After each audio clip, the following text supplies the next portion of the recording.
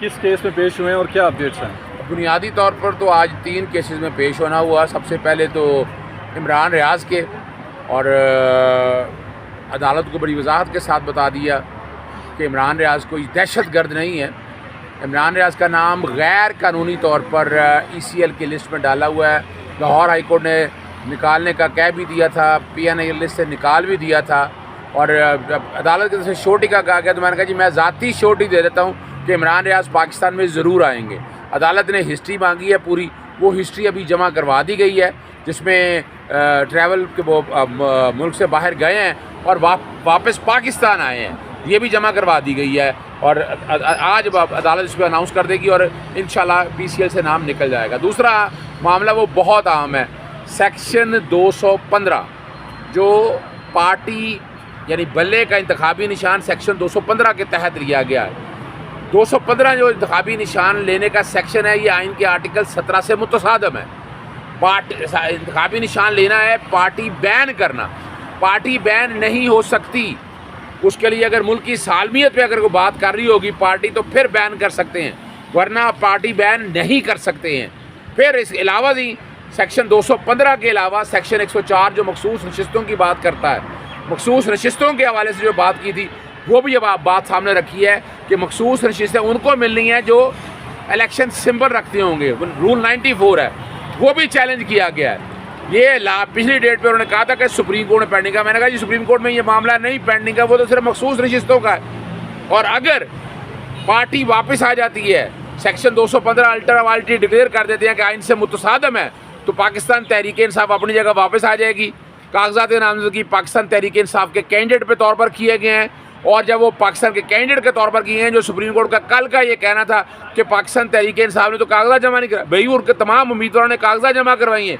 फिर मैंने वो भी रिकॉर्ड लगाया कि सलमान अकरम राजा गए थे अदालत में, सलमान अकरम राजा ने आकर लगाया था कि मुझे पार्टी का निशान दिया जाए, पार्टी का निशान दिया जाए, नहीं दिया गया। तो ये वो सारी चीज़ें हैं। लाहौर हाई कोर्ट में मामला पेंडिंग चैलेंज किया था, लाहौर हाई कोर्ट के सिंगल जज ने कह दिया कि नहीं सेक्शन ठीक है, उसकी इंट्रा कोर्ट अपील फाइल की और लार्जर बेंच बन चुका है। लेकिन 25 मार्च से अब तक लार्जर बेंच बैठा ही नहीं है। तो यहाँ लाहौर इस्लामाबाद हाई कोर्ट में आने का मकसद ये था कि ये वायरीज चैलेंज की हैं और इस्लामाबाद हाई कोर्ट भी इस मामले को देख सकती है।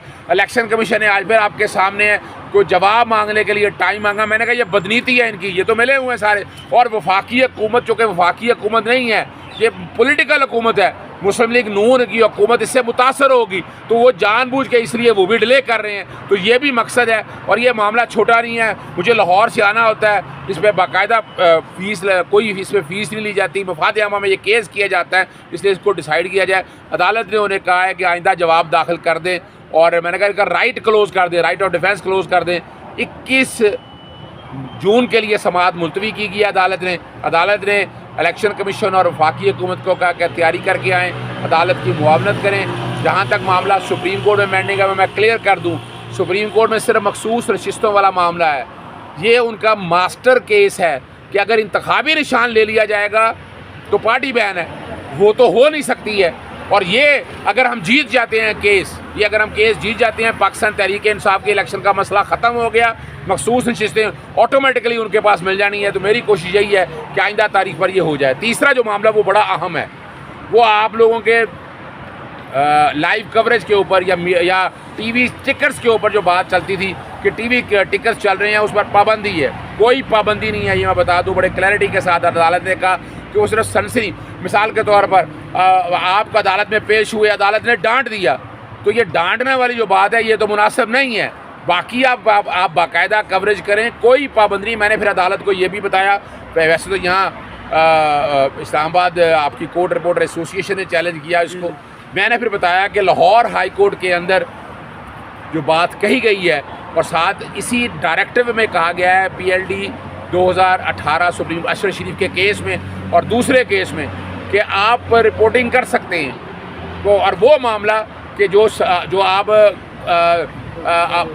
कोर्ट रिपोर्टिंग के हवाले से जो सबजुडिस मामला है उस पर आप सनसनी ना फैला सके, वो तो पहले भी हो रहा है। और अगर ऐसा कुछ कर भी दिया जाए तो पैमरा तो पहले भी एक्शन लेती है, पैमरा शोकास करती है, और वो सारा इख्तियार मौजूद है।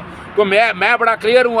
आज अदालत ने जो टिकर चलने वाला है उस पर इजाज़त क्लैरिटी दे दी है कि आप बिल्कुल चला सकते हैं। सिर्फ़ और सिर्फ जो सनसनी फैलाने वाले हैं, जो गैर जिम्मेदाराना का लफ्ज़ नहीं आप कह नहीं सकते, जो सनसनी फैलाने वाली बात है वो की है। और ये केस की समाअत जो है वो अगले हफ्ते मुलतवी कर दी है। और डायरेक्ट, हाँ एक और बात बता दूँ आपको, पैमरा को कहा कि आप जवाब दाखिल करना है। वफाकी हुकूमत से पूछा तो हमने कहा जी वफाकी हुकूमत का ताल्लुक नहीं है। वफाकी हुकूमत ने कहा जी हमारा इससे कोई ताल्लुक नहीं है, ये पैमरा जाने, पैमरा का काम जाने। आइंदा तारीख पर वो जवाब दाखिले का इंशाल्लाह डिसाइड हो जाएगा। बल्ले का निशान अगर पीटीआई को मिल गया तो क्या सुन्नी इत्तेहाद कौंसिल का वो जो जितने भी लोग उसके साथ गए हैं वो वापस आ जाएंगे? बिल्कुल ऐसा ही है। देखिए ना, बल्ले का इंतखाबी निशान जो है सुन्नी इत्तेहाद काउंसिल में वो मान रहे थे कि पार्टी तौर पर अगर बल्ले का निशान वापस मिल जाता है तो पाकिस्तान तहरीक इंसाफ अपनी जगह वापस आ गई। जो पाकिस्तान तहरीक इंसाफ में तो मखसूस नशिस्तें सारी जो हैं वो इनको मिल जानी है, वरना सुन्नी इत्तेहाद काउंसिल के हवाले से जो केस चल रहा है सुप्रीम कोर्ट, वो मखसूस नशिस्तों का मामला अलहदा है। लेकिन अगर यही फैसला कलअदम हो जाए कि बल्ले का निशान गलत दिया है तो पाकिस्तान तहरीक इंसाफ के उम्मीदवार भी वापस आ जाते हैं, बल्ले का इंतखाबी निशान भी आ जाता है और फिर मखसूस नशिस्तें भी मिल जाएंगी। Thank you.